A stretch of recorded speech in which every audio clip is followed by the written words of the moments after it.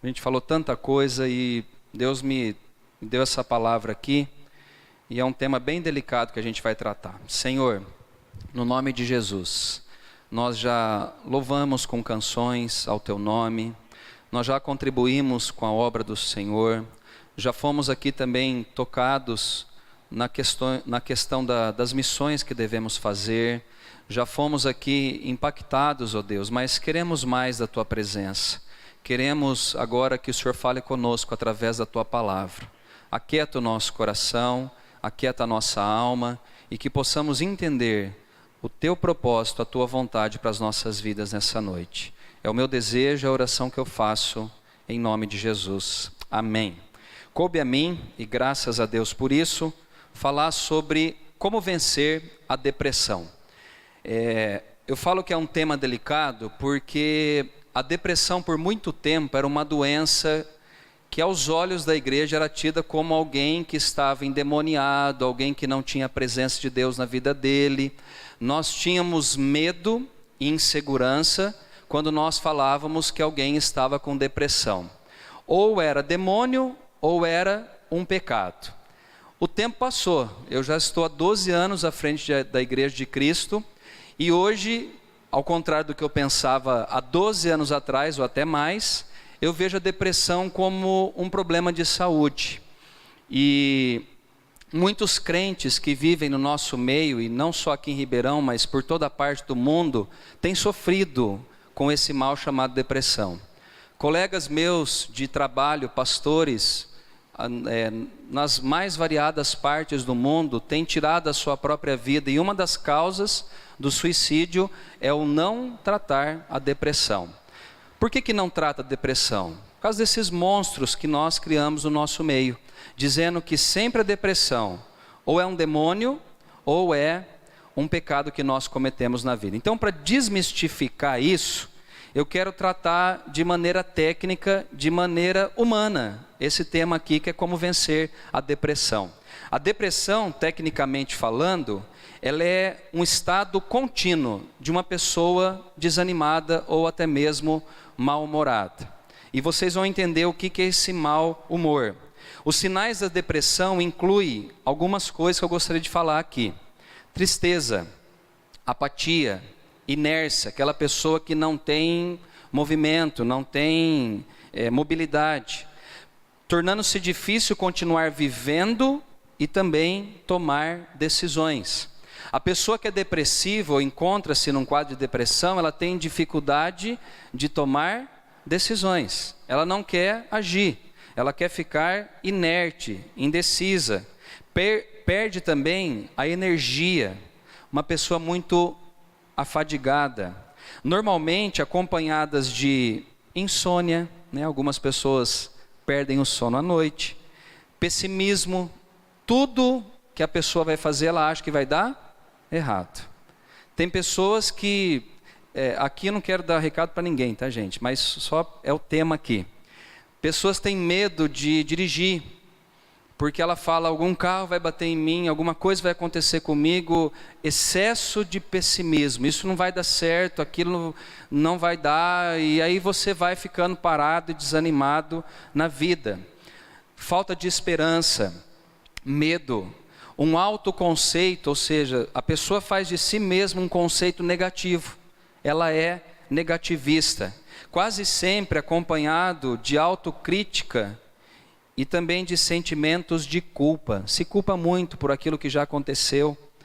Também tem a questão da vergonha, senso de indignidade, desamparo. Gente, eu posso ficar a noite aqui falando, perda de vontade na parte sexual, falta de vontade de praticar um exercício físico e tantas outras coisas que pode, tá? Não é que está, mas que pode ser um sinal de que a pessoa está com depressão. Talvez você ouvindo isso, você fala, pastor, acho que eu estou com uma 5 aí dessa.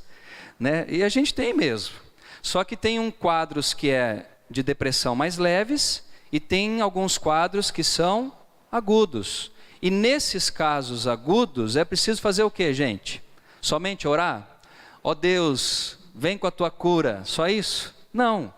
A gente tem que procurar ajuda médica. ajuda de especialista, para que você possa sair desse poço, desse fundo do poço chamado depressão. Só para eu desmistificar, eu quero falar de alguns homens na Bíblia que tiveram alguns desses sintomas aqui, para você entender que o cristão, mesmo sendo fiel a Deus, temente a Deus, ele pode ficar ou se tornar uma pessoa depressiva. O primeiro caso que nós temos na Bíblia está lá em Jó, capítulo de número 3. Abre comigo, por favor. Vamos lá, Jó, fica antes de Salmos, capítulo de número 3.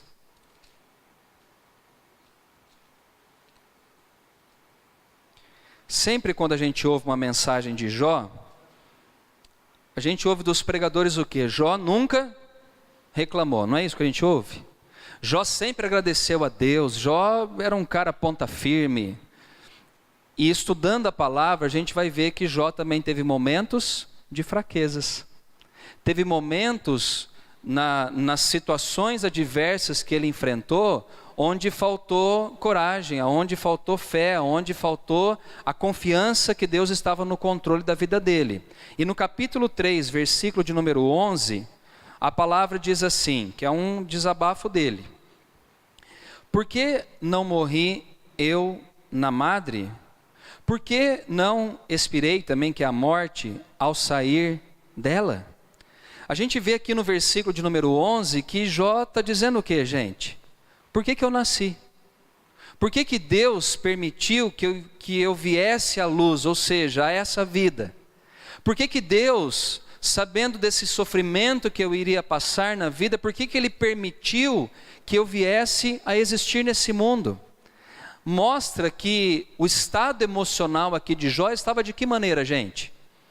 Quem pede a morte para si, ou melhor dizendo, quem amaldiçoou o dia do seu nascimento? Uma pessoa que está bem fisicamente, com a saúde mental em dia, ela não amaldiçoa o dia do seu nascimento. Pelo contrário, ela agradece a Deus pela oportunidade que ela tem de viver. Jó está dizendo, Senhor, por que eu não morri no ventre da minha mãe? Por que não expirei ao sair dela ou viesse à luz? Um outro exemplo é um homem chamado também Moisés. Abram comigo em Números, capítulo de número 11. Eu vou fechar depois esse quebra-cabeça, tá, gente? Números, capítulo de número 11. A expressão que a gente ouve de Moisés, e aqui, sem querer só pegar a parte ruim de Moisés, mas a gente sempre ouve falar que Moisés era o homem mais manso da terra. Um homem temente a Deus. E verdadeiramente ele era. Só que Moisés, ele era feito de qual matéria, gente? Igual a minha matéria, igual a sua matéria. Ele era homem também igual a mim, a você. E olha o que ele diz em Números, capítulo de número 11. O versículo é o versículo de número 15. Ele diz, se assim me tratas, mata-me de uma vez, eu te peço. Se tenho achado favor aos teus olhos, e não me deixes ver a minha miséria. Não preciso repetir, né? O que Moisés está falando para Deus aqui na sua oração? Mata-me. Se não for para o Senhor responder a minha oração, mata-me. Quem pede a morte? Quem não está? Bem. Aqui um homem, temente a Deus, o homem que recebeu todos os mandamentos do Senhor, está dizendo, Senhor, se assim então me tratas, mata-me de uma vez. Ele mostra que alguma coisa dentro dele, na mente, no coração, não está bem resolvido. E ele está dizendo, é melhor eu morrer do que enfrentar essa situação que eu tenho que enfrentar. Já passou isso pela sua cabeça? Melhor seria a morte do que enfrentar esse problema que eu estou enfrentando. É um sinal de que algo não está bem na sua saúde mental. Um outro homem também que é chamado um homem segundo o coração de Deus, Davi. Salmos de número 42, por favor. Salmos de número 42. O que esse homem aqui, Davi, fala no versículo de número 5.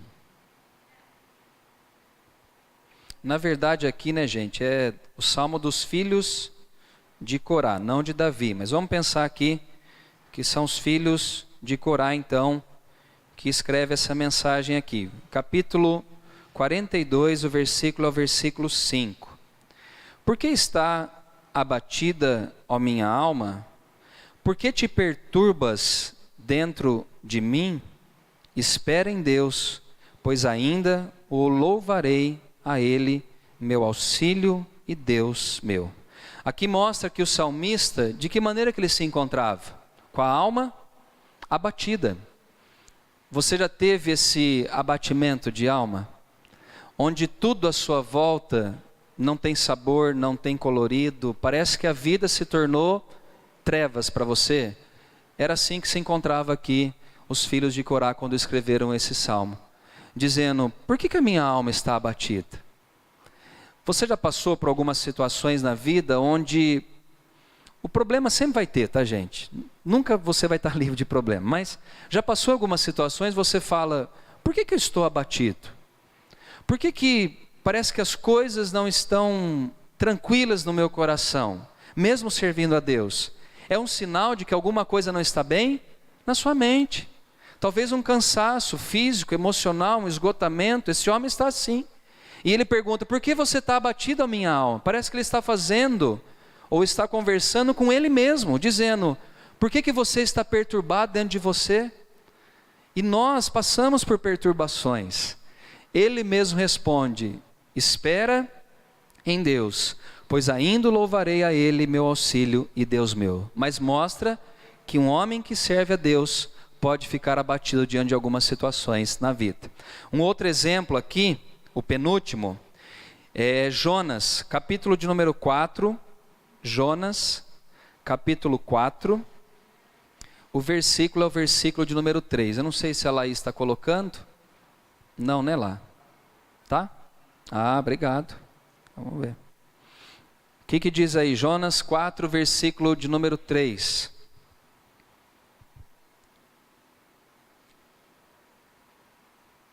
Achou? Olha qual a oração que Jonas faz. Agora, Senhor, tira a minha vida, eu imploro, porque para mim é melhor morrer do que viver. Só esse versículo aqui. Jonas era um profeta meio trapalhão, né? Meio atrapalhado. É uma história bem assim, parece que até engraçada, né? Deus fala para ele ir para um lugar, ele vai para outro.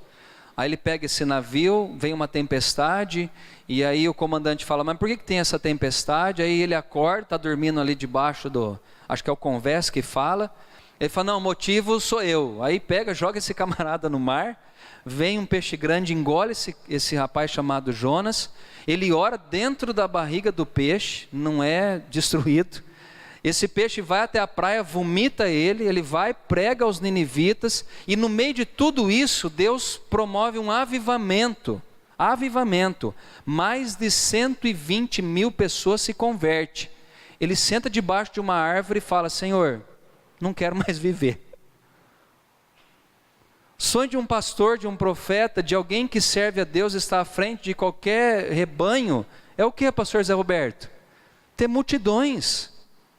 Esse homem é usado tremendamente por Deus, e quando Deus faz tudo por ele, ele agora senta debaixo da árvore e fala: Senhor, eu quero a morte para mim, porque melhor para mim é morrer do que estar vivo. É preciso falar que ele estava com problema, gente? Ele estava com alguma coisa mal resolvida dentro dele. Talvez a raiva de Deus ter levantado ele para pregar para um povo que fez mal para a nação de Israel. Mas o fato é que a mente dele estava mal organizada. Não vou falar que ele estava com depressão, mas era um traço de uma depressão talvez não leve, né, gente? Porque quem perde a morte não está com uma depressão leve, está com uma depressão pesada. Deu para entender isso? O último exemplo aqui dentro dessa dinâmica, depois eu vou dar a solução, ou tentar, é Jesus Cristo. Você fala, pastor, Jesus ficou com depressão? Não. Jesus ele ficou profundamente triste, ao ponto de falar que seria melhor ele morrer. Vamos ver onde está isso? Quase que eu falei em outras línguas aqui, né, gente? Vamos lá. Vamos rir para não chorar, né? Mateus 26. Vocês falam, de onde o pastor tirou isso? Nem eu sei. Mateus 26. Se fosse igreja pentecostal agora, os irmãos já estavam sapateando, né? Vamos sapatear que o pastor está falando em línguas. Não é, eu confundi mesmo aqui. Vamos lá, Mateus 26. O versículo 38. Olha o que diz aí. Então lhes disse, que era Jesus no Getsêmani, né? A minha alma está profundamente triste até o que, gente? A morte. Ficai aqui e vigiai comigo. Naquela hora que Jesus estava passando pela aflição mesmo de quem seria levado à cruz do Calvário, ele teve um sentimento de tristeza tão profunda, que ele faz uma analogia dizendo assim, que a alma dele estava profundamente triste até a morte. Jesus não está pedindo a morte, mas a tristeza dele era de alguém que saberia que iria morrer. Ele sabia o que ia enfrentar. E aqui eu falo de um Jesus que era 100% homem. Jesus era 100% Deus. Mas Filipenses 2 fala que Jesus fez o quê? Abriu mão, lembra daquele versículo? Abriu mão da sua glória, se esvaziou, assumiu a forma de servo, e ele passou por aquilo que tinha que passar. Jesus se entristeceu, numa tristeza de morte aqui. Ele não estava depressivo, ele estava triste. Jesus como homem, ele também entristeceu. A palavra fala que ele chorou na morte também do amigo dele, de Lázaro. Ele passou por situações também de tristeza, de melancolia na sua vida. Agora olha que interessante, abram comigo em Hebreus capítulo 4. É quase uma escola dominical, né, gente? Vamos lá. É tão interessante isso, que a gente aprende que Jesus passa por isso para mostrar que é possível se vencer a depressão, qualquer outro problema na vida. E olha o que diz, primeiramente no capítulo 4 de Hebreus, o versículo é o 15, que nos diz assim, Hebreus 4:15. Porque não temos um sumo sacerdote que não possa compadecer-se das nossas fraquezas. Antes, foi ele tentado em todas as coisas, a nossa semelhança, mas sem pecado. Jesus passou por tudo aquilo que eu e você passamos na vida. Tristeza, abatimento de alma, solidão, rejeição. Ele passou por tudo, mas ele não pecou, ele não desanimou. E no capítulo 2, voltar um pouquinho aí da sua Bíblia, no versículo de número 18 de Hebreus 2:18, nos diz assim a palavra do Senhor. Pois naquilo que ele mesmo sofreu, tendo sido tentado, é poderoso para socorrer os que estão sendo tentados. Você fala, mas está falando de tentação. Eu sou tentado a desanimar, você não é? Você não é tentado a falar assim, vou jogar tudo para cima que eu não aguento mais minha casa, minha família, a igreja, meu trabalho. Ou você nunca pensou nisso? Jesus foi tentado. E ele se compadece de mim e de você quando nós somos tentados também. Quando a vontade de jogar tudo para cima, ele fala, calma, eu já passei por isso. E eu vou te dar poder para você enfrentar também essa situação na sua vida. Não jogue a toalha. Não jogue tudo para cima. Ainda há esperança no nome de Jesus, amém?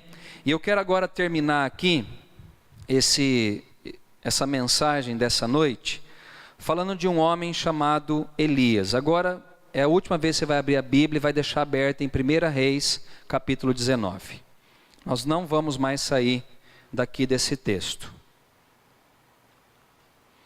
O que acontece aqui? Todos conhecem a história desse homem aqui chamado Elias. Ele foi um grande profeta E o episódio que mais ficou marcante na vida de Elias foi quando ele mata, através de uma prova que ele faz ali a Acabe, juntamente com seus profetas, que eram os profetas de Baal. Ele faz ali um desafio, em um só dia ele mata 450 profetas. Esse é Elias, a quem nós vamos tratar aqui para terminar essa mensagem. E Elias, ele tem se você olhar esse texto do capítulo 19 de 1 Reis, a gente vai ver que ele tem quadros de uma pessoa depressiva. A primeira coisa que ele enfrenta é um cansaço físico.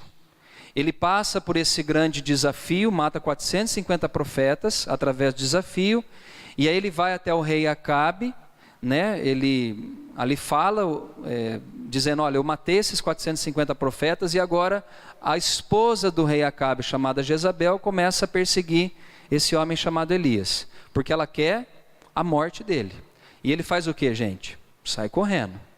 E aí a gente vê, não vai dar tempo da gente ler tudo aqui, mas que ele vai fugir para um monte e mostra que no meio dessa fuga, ele está meio cansado.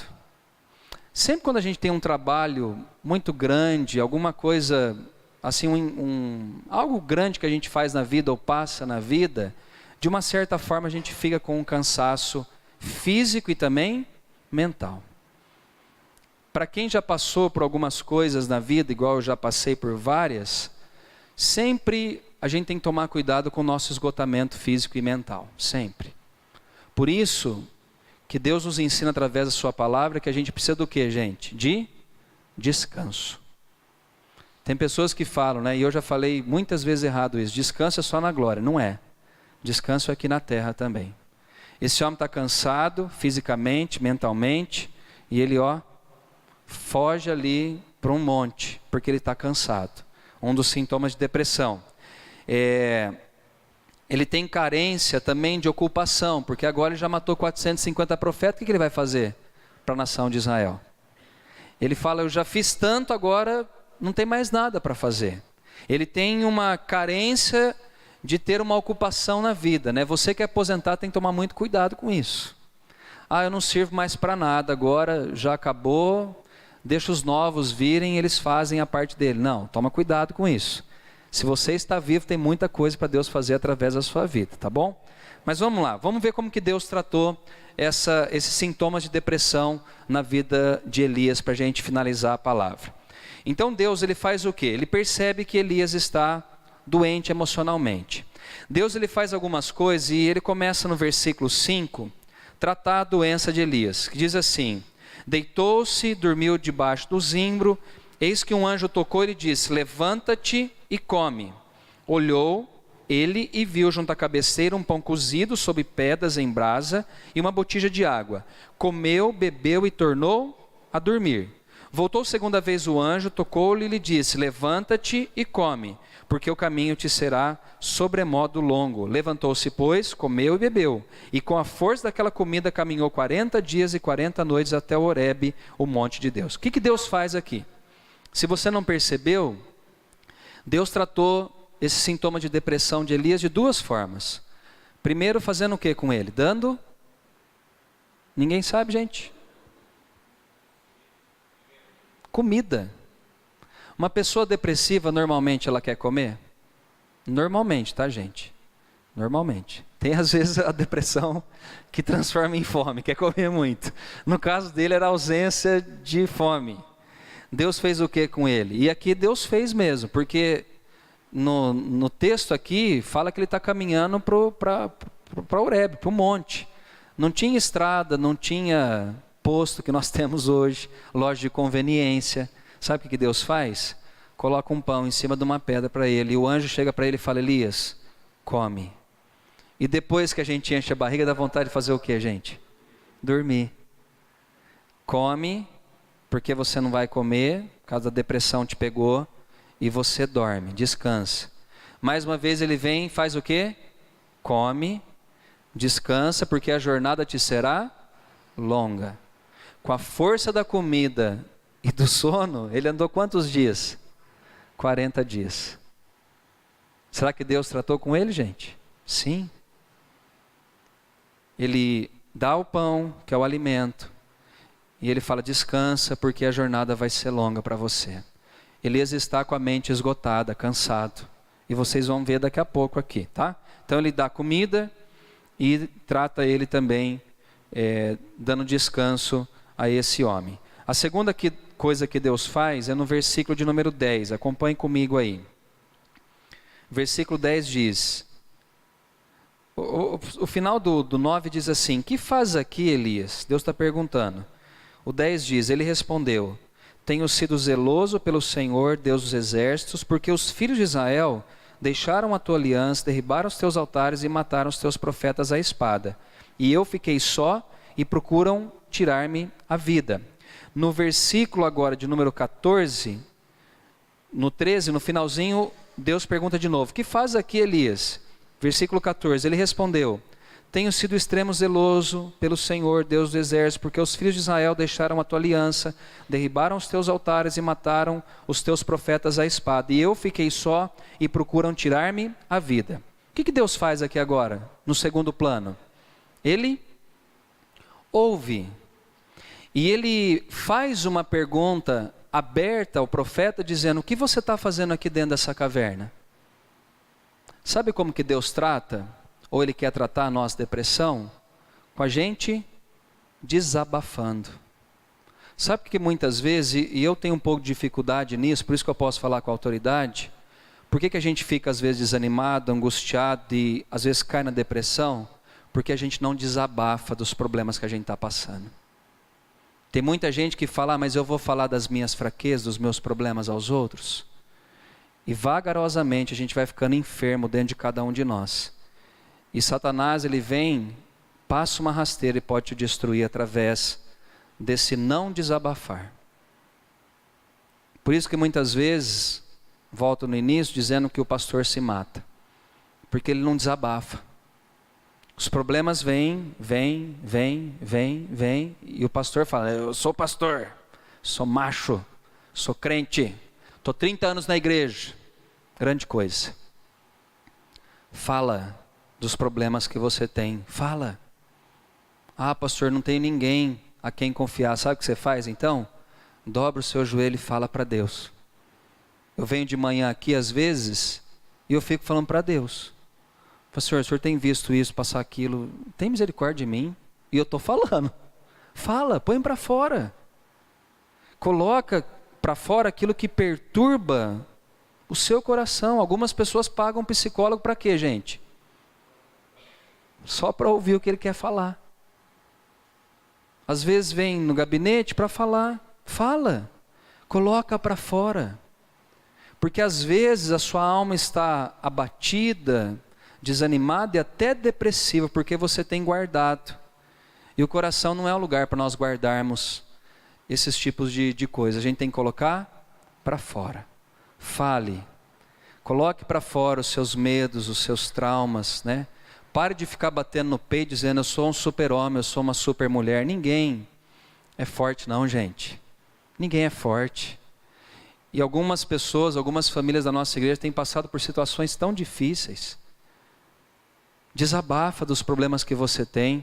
A gente vê ele falando o quê? Senhor, eu tenho sido zeloso. E ele era mesmo, gente. Ele não estava mentindo. Todo mundo te abandonou, eu fiquei só. Eu estou sozinho. O negócio está pegando fogo em Israel, matei 450 profetas, essa endemoniada Jezabel está me perseguindo até a morte, não tem ninguém do meu lado. Lembra quando Paulo escreve a última carta ao filho dele na fé, Timóteo? Ele está dizendo a Timóteo: Timóteo, na minha última audiência perante o juiz, não tinha um para me defender contra os meus inimigos, ou contra o júri lá de Roma. Mas o Senhor me assistiu em todos os momentos nessa audiência que eu prestei a Roma. E por fim, Paulo foi decapitado. Fale dos seus problemas, dos seus medos, dos seus traumas, das suas inseguranças, e até mesmo confesse os seus pecados. Tiago, capítulo de número 5, versículo de número 16, fala: confessai os vossos pecados uns aos outros e orai uns pelos outros para serem o que, gente? Curado. Você quer ser curado dessa depressão, dessa tristeza, dessa angústia? Fala. Ache alguém.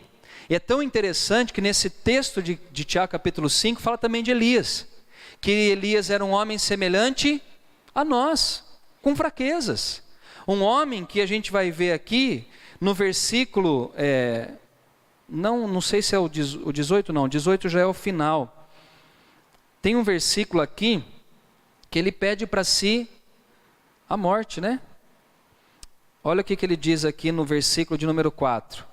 Ele mesmo, porém, se foi ao deserto, caminho de um dia, e veio, se assentou debaixo do zimbro e pediu para si a morte. Elias aqui está esgotado mentalmente. Ele fala: Senhor, eu não quero mais viver, eu quero morrer. A vida na terra está pesada, está penosa, eu estou cansado. E qual que era o motivo do cansaço? Dele olhar pela nação de Israel e ver que a maioria abandonou. E aí, por fim, Deus dá pão, dá descanso, Deus ouve o desabafo dele, e isso é interessante, gente. Deus sempre está disposto a ouvir o meu e o seu desabafo. Talvez homens não ouçam, mas Deus sempre está disposto a te ouvir. Fale com ele. E por fim, sabe o que Deus faz? Abre a mente de Elias. Porque quem está angustiado, depressivo, desanimado, tem a mente fechada. Não consegue enxergar de maneira macro, mas só de maneira micro. Fica olhando para o problema dizendo: agora vai ser o fim mesmo de tudo. E Deus sabe o que ele fala no versículo 18 para Elias? Ele diz assim: também conservei em Israel 7.000, todos os joelhos que não se dobraram a Baal, e toda a boca que não o beijou. Sabe o que Deus agora faz por fim na vida de Elias? Ele abre a mente dizendo: Elias, eu te dei pão, eu deixei você descansar, eu deixei você desabafar. Agora eu quero dizer algo para você. Tem mais de 7.000 pessoas que não se dobrou a Baal. Sabe o que ele está dizendo? Você não está sozinho. Um dos sintomas da depressão é a solidão. Eu estou sozinho, ninguém... Ó vida, ó céus, ninguém me quer, ninguém me ouve. Não tenho amigo, coitado de mim, né? Seria melhor a morte para mim nesse momento. Deus está falando: não é. Tem mais de 7.000 joelhos que não se dobraram e nem beijaram a estátua de Baal. Sabe o que Deus está dizendo? Ainda eu tenho um plano para fazer através da sua vida. Não é o fim, mas é um começo de algo novo que eu tenho preparado para você. E é isso que Deus fala para nós também essa noite. Não é o fim. Eu sempre penso, irmãos, que o dia que Deus quiser me levar, Ele vai me levar. Não sei, pode entupir uma veia, pode ser um acidente, eu não sei. Ai, pastor, não fala isso, né? Bate na madeira aí. Eu não quero morrer, você vai morrer. Mas não pede a morte. Deus tem os nossos dias contados. Nossos dias são contados pelo Senhor. Na hora certa Ele vai nos tirar daqui. Enquanto estivermos aqui, que Ele nos dê graça para enfrentarmos as lutas que nós temos passado. Vamos orar ao Senhor. Eu não sei se entrou aqui essa noite cansado da vida. Talvez a sua oração já nessa semana foi até essa. Dizendo: Senhor, estou tão cansado que talvez seria melhor a morte para mim. Se você pensou isso essa semana, esse culto foi para você essa noite. Deus, Ele tem um amor tão grande por mim e por você, que Ele te trouxe aqui para falar: ainda eu tenho algo para fazer na sua vida e através da sua vida. Como você tem certeza, pastor? A certeza é que se Deus não tivesse mais nada para fazer comigo, com você, Ele já teria nos levado daqui. Mas se você está vivo, ouviu essa mensagem, está com a alma cansada, sobrecarregada, o Senhor quer trazer alívio a você essa noite. Enquanto o louvor dedilha essa canção, gostaria que você tivesse um tempinho para você orar diante do Senhor. Faz uma reflexão. Eu já me senti assim várias vezes, gente. Esgotamento às vezes emocional, esgotamento físico. E eu não sei se você é igual a mim, né? Que parece que quanto mais a gente está cansado, menos a gente consegue dormir, descansar. Deus, Ele quer trazer alívio à sua alma essa noite. Como o salmista diz: por que está abatido a minha alma? Por que te perturbas dentro de mim? Desabafa para Deus essa noite. Está cansado dos problemas da sua família? Está cansado dos problemas financeiros que você tem passado? Ah, pastor, estou tão cansado. Parece que o salário que eu ganho não tem dado para passar o mês. Isso tem me esgotado mentalmente. Meu casamento já não é o mesmo, pastor. Estou tão cansado de tudo. Meu relacionamento com o Senhor já não está mais a mil maravilhas como estava. Talvez uma enfermidade que você está enfrentando, um problema na sua família, um filho que está afastado dos caminhos do Senhor, um filho que está passando por um momento difícil na vida, talvez algum processo judicialmente que você está enfrentando, isso tem tirado o teu sono. O Senhor essa noite Ele quer trazer alívio à sua alma, mas desabafa a Ele aquilo que tem cansado o seu coração, a sua alma. Coloque para fora essa noite. Deus, entregamos a Ti, Senhor. Entregamos a Ti, Senhor.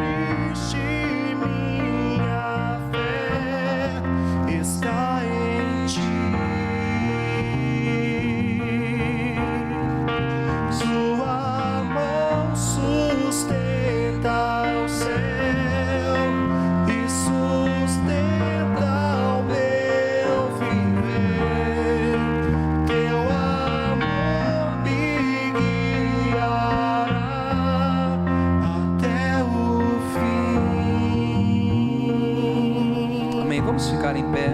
Quero orar por você essa noite. Se você foi tocado por Deus através dessa palavra, que você possa orar agora juntamente comigo aqui do altar. Quero ministrar sobre sua vida. Não vou te chamar aqui na frente, mas eu quero que você coloque a sua fé em ação agora. A fé do que, pastor? De que Jesus está ouvindo a sua oração e que Ele é poderoso para trazer alívio, descanso. Ele é poderoso para trazer paz ao seu coração que está aflito. Esse Jesus tem poder para nos socorrer diante das nossas adversidades. Senhor, no nome de Jesus, eu quero orar por essas pessoas que estão aqui, que ouviram essa mensagem, as pessoas que estão nos ouvindo também pela internet, que vão ouvir essa mensagem. Que o Senhor toque no coração, ó Deus, que toda depressão, melancolia, tristeza, toda falta de fé, de esperança, de ânimo, que o Senhor arranque do coração dessas pessoas, ó Pai, toda tristeza profunda, tudo aquilo que impede de nós enxergarmos um futuro melhor para nós, um futuro, ó Deus, de glória que o Senhor tem preparado para as nossas vidas. Ó Deus, eu repreendo em nome de Jesus. Toda doença sai agora em nome de Jesus. Toda enfermidade física, mental, espiritual, saia em nome de Jesus das nossas vidas. E que o nosso coração seja ocupado agora pelo ânimo que vem do Senhor. Injeta sobre nós, ó Deus, fé. Coloca sobre os nossos corações esperança, Pai, de um futuro melhor. Coloca ânimo no coração das pessoas que ouviram essa mensagem, e que o Senhor, ó Deus, possa nos colocar de pé diante da nossa vida, da carreira que temos que cumprir aqui, ó Deus, na terra. Assim como o Senhor fez com Elias, levantando aquele homem, levantando o ministério dele, Pai. Levanta cada um de nós essa noite na força e no poder do Senhor, Pai. Ó Deus, e restaura a nossa saúde física, restaura a nossa saúde emocional, restaura a nossa saúde mental, ó Deus. Traz restauração essa noite, e que saiamos daqui fortalecidos pela força que vem do Senhor. Um dia um homem chamado Paulo, missionário, apóstolo, pastor, ele disse: quando eu sou fraco, o Senhor me faz forte, o Senhor me fortalece nas minhas fraquezas. E é isso que nós esperamos para nós essa noite, que diante das nossas fraquezas, o Senhor nos revista da força que vem de Ti, Senhor. Eu oro, a Deus, e peço ao Senhor a força que vem de Ti, que seja derramada sobre as pessoas que aqui estão. Nós oramos agradecidos por essa palavra, por essa noite, pela nossa vida, em nome de Jesus, amém e amém. Vamos cantar esse refrão: Jesus, eu só tenho a Ti. Vamos lá? Jesus, eu só tenho a Ti, esperança para mim. Se escolheste minha fé, está em Ti. Vamos, Senhor. Tua mão sustenta o céu e sustenta o meu viver. Teu amor me guiará até o fim. Amém. Erga suas mãos aos céus, Pai. Espera agora o Teu povo com essa palavra de ânimo, Senhor. Que o inimigo não arrebate de nós essa palavra, mas que essa palavra possa permanecer dentro de cada um de nós, fazer morada em nossas vidas e nos fortalecer para enfrentarmos os problemas que temos passado. E que o amor do Pai, a graça do Filho e as consolações do Espírito Santo serão sobre a Tua igreja hoje, para todos sempre. Amém e amém. Não vá embora sem cumprimentar quem está ao seu lado. Um ótimo final de semana a todos. A gente espera vocês aqui no domingo, se assim Deus permitir. Deus abençoe.